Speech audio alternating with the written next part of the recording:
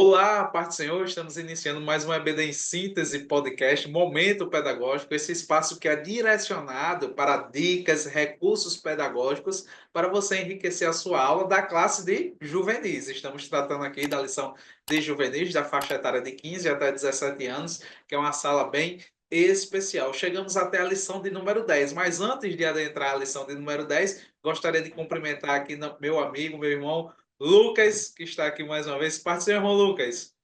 Papai do Senhor, irmão Paulo, graças a Deus estamos aqui novamente, louvamos ao Senhor. O tema da lição de hoje é riquíssimo, de fato, importantíssimo para os nossos alunos. Fique com a gente que com certeza você será muito abençoado por Deus. Amém. O tema da nossa lição tem o engano da teologia da prosperidade. O engano da teologia da prosperidade. E temos três objetivos: mostrar o que é teologia da prosperidade, compreender qual é a fonte de autoridade na vida do crente e objetivo número três, apresentar por que as crenças e práticas da teologia da prosperidade são equivocadas à luz do Evangelho. Esses são os objetivos que permeiam a nossa lição. Mas já de pronto eu pergunto, irmão Lucas, Vitor, que dicas preciosas o senhor traz aqui para essa lição de número 10? Amém, graças a Deus. As dicas que eu vou trazer hoje, elas não são direcionadas para dinâmicas e nem para esquemas. Hoje eu gostaria de trazer mais um direcionamento pedagógico mesmo e didático para como é que o professor ele pode aí levar essa aula de hoje, né, de maneira ao aluno poder reter 100% daquilo que é tratado na lição, né? Então, eu vi que a lição ela vai tratar uma parte mais histórica, né, se detendo a explicar o que é a teologia da prosperidade, o seu surgimento na história e tudo mais. E a minha recomendação didática para o professor é que ele não paute todo o tempo da sua aula na parte histórica. Por quê? Porque eu sei que tem professores que têm a dificuldade de sair do tópico 1 da lição. E no tempo de aula que nós temos, ele precisa ser muito bem aproveitado. Então, às vezes, eu estou vendo a necessidade dos professores de começar a desenvolver os demais tópicos. Então, às vezes, o professor ele se empolga durante a aula e ele gasta muito tempo em um único tópico ou em um único subtópico e deixa de abordar os outros tópicos. Então, a minha ideia aqui para o professor poder trabalhar muito bem essa lição é ele saber administrar cada bloco, desenvolvendo aí um tempo considerável para ele poder estar tratando de cada bloco específico. E a minha segunda dica para os professores é eles trabalharem com os argumentos lógicos. Não é? A gente vê isso muito na questão da filosofia. Por quê? Porque o professor ele vai precisar ter argumentos para combater essa ideologia que a lição traz. Então, a primeira missão do professor é expor o que é a teologia da prosperidade. E depois ele vai fazer uma defesa de por que essa teologia da prosperidade ela é contrária à realidade bíblica. Então, o professor ele vai se pautar na argumentação, nos argumentos. Então, a minha ideia é ele tentar fazer um quadro argumentativo. Para o professor trabalhar melhor isso, ele pode montar um quadro e pontuar do 1 até o 10, pontuando aí, não é, 10 motivos ou 10 razões ou 10 versículos que combatem a teologia da prosperidade. Ele pode fazer um quadro mais enxuto, com 5 motivos, ou 5 versículos, ou 5 ideias trazidas pelo Evangelho que rebatem a teologia da prosperidade. E a minha ideia para essa lição é que o professor ele trabalhe na via argumentativa. Ele trabalhe argumentando, ele trabalhe mostrando ao aluno por que isso daqui vai de contrário ao que nós professamos.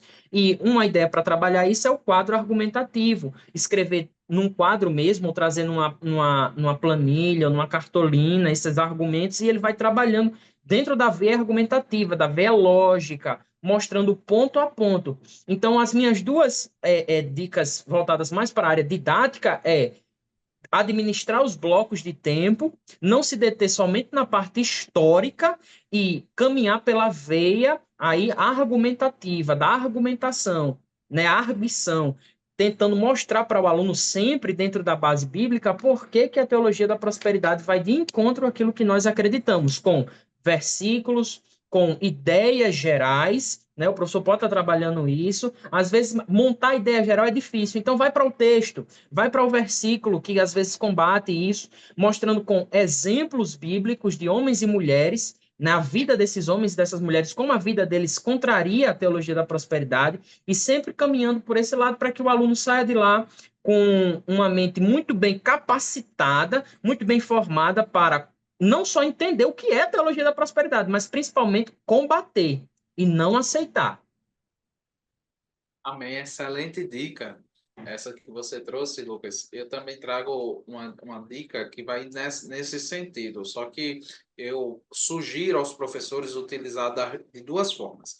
Se você tiver disponibilidade, na sua igreja tiver uma televisão, um computador, o senhor, o professor, vai procurar vídeos de pessoas pregando e que demonstrando a teologia da prosperidade. Caso você não tenha esse recurso na sua aula, né, nem disponibilidade de computador, televisão, ou até de um smartphone ou um tablet para mostrar isso, você retira textos. Na internet a gente também tem textos, sermões, né, que tratam de teologia da prosperidade. E qual é a minha dica? Ao final da aula, você apresenta o vídeo ou o documento, né? Não importa qual seja aí a fonte que vocês vão utilizar, né? Você disponibiliza para sua sala e você vai perguntar aos seus alunos onde é que está o erro, né? E por que está errado, né? Ali eles vão ver, se for pela televisão ou pelo tablet, eles vão ver alguém falando e falando o texto bíblico distorcido, né? Permeando a teologia da prosperidade. Se eles estiverem lendo algum texto da internet, um sermão que você tenha retirado de um pregador expondo a teologia da prosperidade, eles vão perceber ali também que tem alguma coisa errada. E você vai perguntar, que coisa errada é essa? Né? E o que é que a Bíblia diz a respeito disso? Né? Então, essa é a dica que eu trago para vocês, para os professores, você fazer esse exercício junto com a sua sala. Acredito que ao final da aula seja o melhor momento para vocês fazerem isso, porque algumas dúvidas podem ser sanadas, porque realmente, como o Lucas falou aqui, esse exercício da apologética, da defesa da fé, é um exercício que tem que ser treinado, né? Tem que ser exercitado. Né? Então, nada melhor do que na EBD a gente exercitar essa apologética. Você pode até estar pensando em dizer assim, mas Paulo, Lucas, vocês não entraram nos pormenores dos argumentos do que seria. É porque esse momento é o momento das dicas pedagógicas, uma conversa que pode tornar a sua aula mais interativa. Propriamente dito, aqui no nosso canal, nós temos o espaço da aula em si, que aborda ponto por ponto da lição. Se você quiser olhar no nosso canal, você pode ficar à vontade e você vai ver lá a aula toda da lição. Mas esse espaço é destinado a dicas e eu acredito que essa dica, tanto a minha como a de Lucas, vai ser uma maneira bem interativa de você envolver os seus alunos nessa questão da teologia da prosperidade e eles fazerem um exercício apologético, tanto como foi falado por Lucas, quanto foi falado por mim. Então, essa é a dica que eu trago aqui para vocês. E, irmão Lucas, você com suas saudações finais. Amém. Eu acho que o professor pode aliar perfeitamente a sua dica, Paulo, e a minha dica, né? Ele pode fazer esse primeiro momento de aula, não é? Até o finalzinho ali da aula, esse momento mais argumentativo, de construir a base, e quando ele chega no final da aula, aí a gente vai para a prática mesmo, né? Para o momento Isso. apologético, de fato, onde o aluno ele vai colocar ali à disposição dele mesmo aquilo que ele aprendeu durante a aula, na prática, né, para mostrar, para defender a sua fé diante, né, daquele discurso que ele vai estar vendo ali na sua tela, vendo em sala Uhum. de aula. Então é um momento de teoria e prática ao É mesmo prática. tempo, ao mesmo Uhum. tempo. Amém.